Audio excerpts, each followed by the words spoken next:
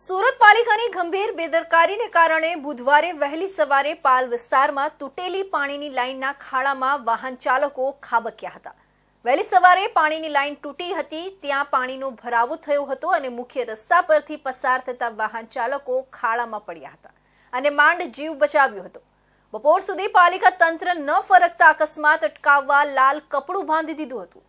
સુરત પાલિકાના રાંદેર ઝોનમાં પાલ વિસ્તારમાં બુધવારે વહેલી સવારે વોકવે નજીકથી પસાર થતા રોડ પર પાણીની લાઇનમાં ભંગાણ પડ્યું હતું। રાંદેર ઝોનના પાલ કેનાલ રોડ સીએનજી પંપ નજીકથી પસાર થતો રોડ વાહન ચાલકો માટે જોખમી બની રહ્યો છે। આ પહેલા રોડ પર સીસી રોડ અને બ્લોક લેવલમાં ન હોવાથી અનેક વાહનોના અકસ્માત થયા હતા। બુધવારે જે જગ્યાએ પાણી લાઇન તૂટી તે જગ્યાએ છેલ્લા 2 વર્ષથી એક સરખી સમસ્યા આવી રહી છે।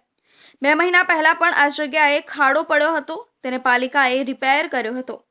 આવી જ રીતે ચોમાસા દરમિયાન પણ આ રોડ લેવલમાં ન હોવાથી અનેક અકસ્માત થઈ રહ્યા છે। વહેલી સવારે વોકવેની બાજુના રોડ પર પાણીની લાઇન તૂટી જતા ફુવારા ઉડ્યા હતા। ત્યારબાદ આસપાસના વિસ્તારમાં પાણીનો ભરાવો થયો હતો। આ ખાડો પડ્યો હતો, તેમાં પણ પાણીનો ભરાવો થયો હતો। વહેલી સવારે નોકરી ધંધે જતા લોકો આ ખાડાથી અજાણ હતા, તેથી ખાડામાં બાઇક સાથે ખાબક્યા હતા।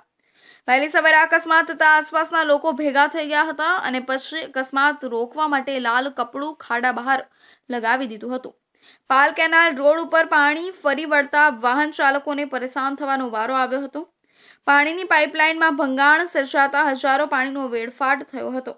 છેલ્લા 2 દિવસથી રોડ ઉપર પાણીનો વેડફાટ થઈ રહ્યો છે, પરંતુ સુરત મહાનગરપાલિકા દ્વારા કોઈ કામગીરી કરવામાં નથી આવી, જેની સ્થાનિકોમાં ભારે રોષ જોવા મળી રહ્યો હતો।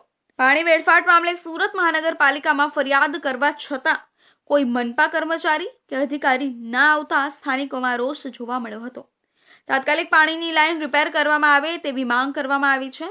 સ્થાનિકો કહે છે કે છેલ્લા 2 વર્ષથી એક જ જગ્યાએ સમસ્યા થાય છે, તેનું પાલિકાએ કાયમી નિરાકરણ લાવવું જોઈએ, નહીં તો કોઈનો જીવ જશે।